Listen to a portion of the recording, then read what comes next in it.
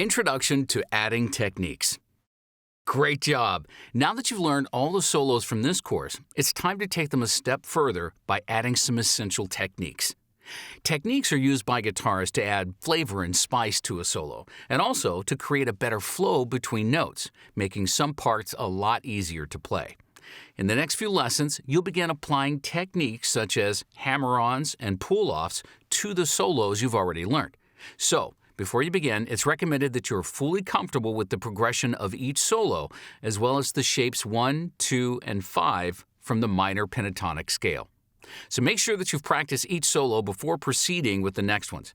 As you progress through the following lessons, you'll begin to realize the benefits of adding techniques to solos, as well as noticing how often they're actually used in most of your favorite songs and solos.